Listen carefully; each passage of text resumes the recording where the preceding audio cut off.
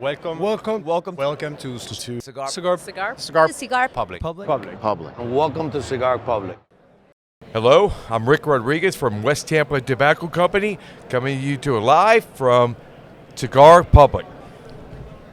Welcome, Rick, to our booth. Thank you very much for coming bro. by to talk for a little bit, Thank sir. you so much for having me so early in the morning. Yeah, got to get everybody bright and early while they're bushy-tailed and fresh. Yeah.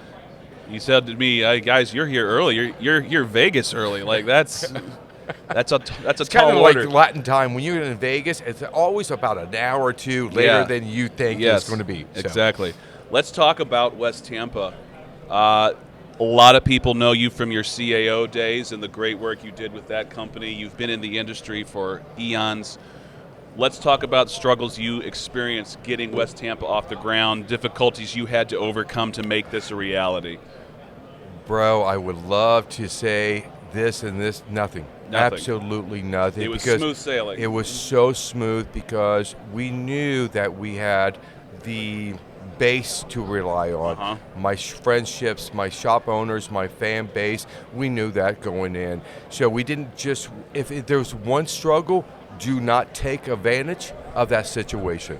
That was the one thing that was on our mind because we knew right away every door that we wanted to approach would be open.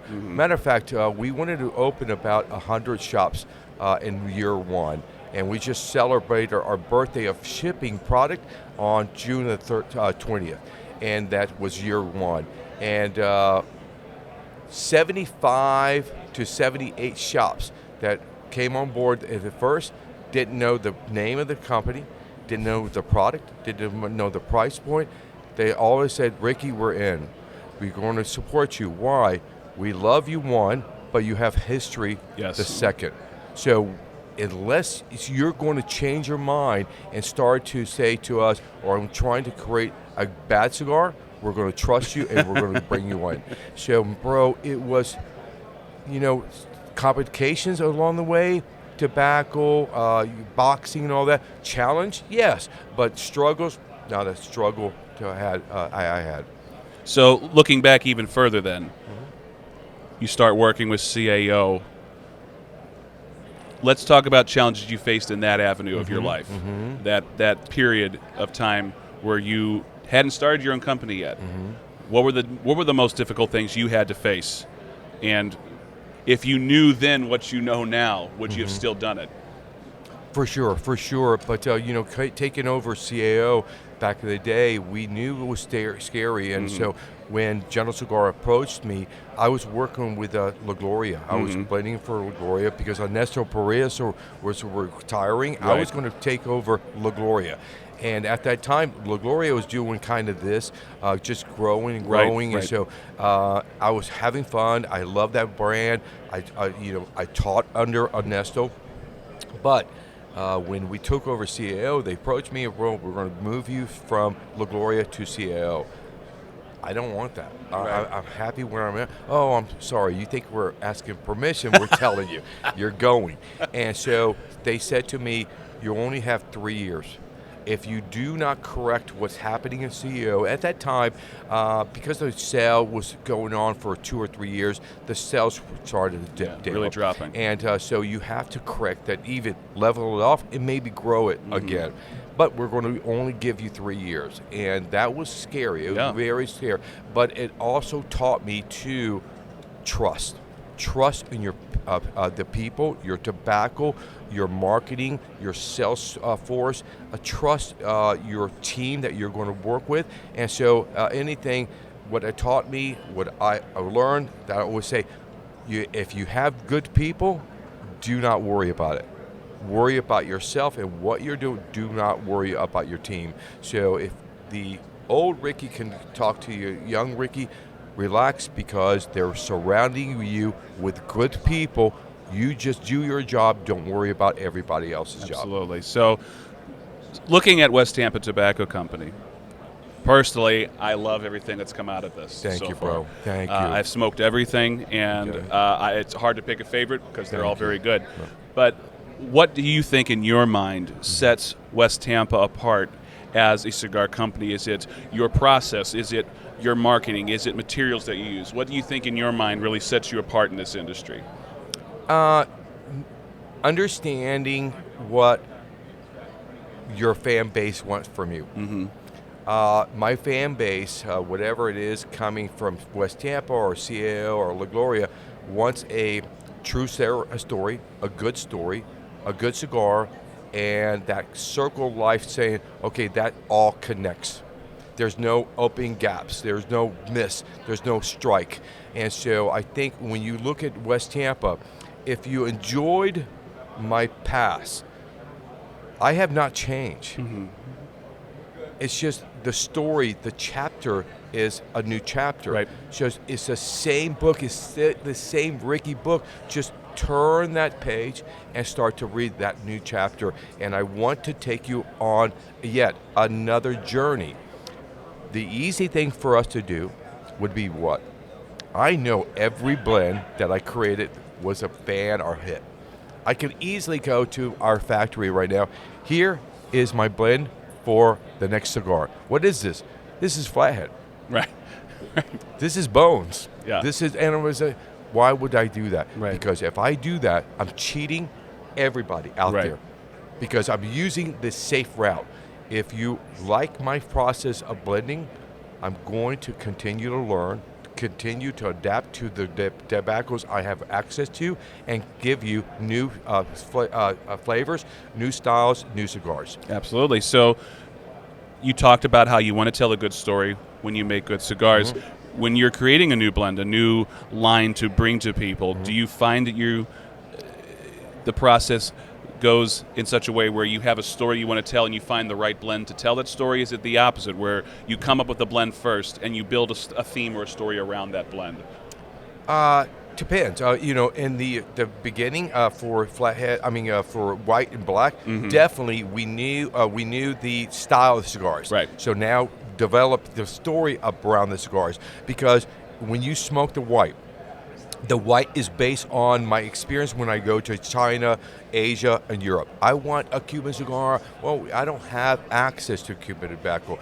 But if you smoke the white, it's Cubanesque. It's Right. going to remind you, bro, it's not all the way there, but there's something As maybe close as you can get. Bro, it's maybe that paprika on your chicken. Like, okay, that reminds me Yeah. of that.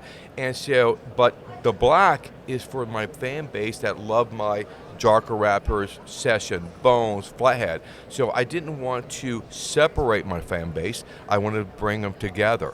And so, and when you look at red, it was design the cigar, the story, and then the cigar to match that. Because with the other two, we had the cigar match the story, but red reversed that. Now we have the story match the cigar, the cigar match the Absolutely, right. So let's take a look, shifting gears a little bit to cigar media. Is there any cigar media you like to consume, and is there anything in cigar media you would like to see improve or change or build upon that would make it more ideal? You know what? I kind of read and keep up with everybody. You know what? Ratings. I think there has to be a better way to get the message from the magazines or rating systems across, not using numbers or grades. Because they tend to, I don't care who you are. You can look at all these guys are doing ratings, and you can spot. I was talking to a manufacturer. He said, bro, you want a 90, 2 or 3 rating cigar? I can make it right now. All you need to do is go back to any blogger you want to impress and look at their top. Sure, yeah. And you'll say, oh, bro, they love I can see Cameroon. what they like. They yeah. love and they miss all. So it's hard to say to yourself, I'm going to grade this a 92. It's a mild cigar. One to mention. You don't like that. Well, Yeah. I'm not waiting for my palate. I'm waiting for everybody. Right. So if I had anything to say, bro, get away from these ratings. Just hey, bro, if you're a fan of this, I happen to be not a fan of this, but this is well worth your time. Instead of giving you, because I don't like it, an 88. Right.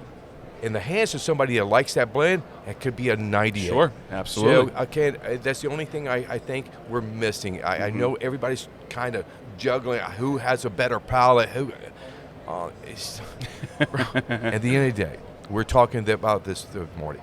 All the smoke and mirrors, all the beautiful packaging, all the beautiful stories. I love Ricky. I love West Tampa. I love the image. I love packaging. I love the story.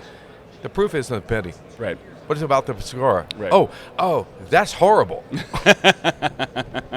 So how many are you going to buy? Oh, Right. nothing. None, yeah. But if you have a good cigar, they're going to support it. No. So all this bullshit about, I'm sorry, but about, You're fine. about ratings, this is 95, 90, 89, it's all bullshit. Because a cigar in your hand could be a fucking 100 every time you want it to be. Yes. So looking at cigar culture, is there something you would like to see more of in cigar culture to make it better for the world to approach? Yes. Stop talking to certain groups only. Mm-hmm. Treat cigar smokers the right way.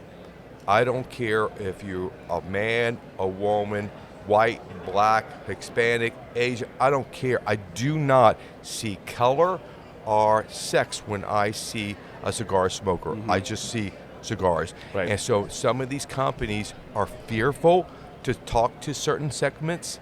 They don't know how. They don't know what some of these companies don't want to. Mm-hmm. But in my eyes, what West Tampa wants to represent is the cigar smokers. Mm-hmm. And I don't care who you are, what shape, color, style you come on board. Do me a favor. Do not be a bad person and enjoy my cigar. That's it. So talk, if I'm saying to the industry, start to talk to cigar smokers and stop grouping them in little boxes, and I can talk to only this guy, not this guy, but not this guy. Absolutely. Rick, great stuff. Thank you so much for coming by.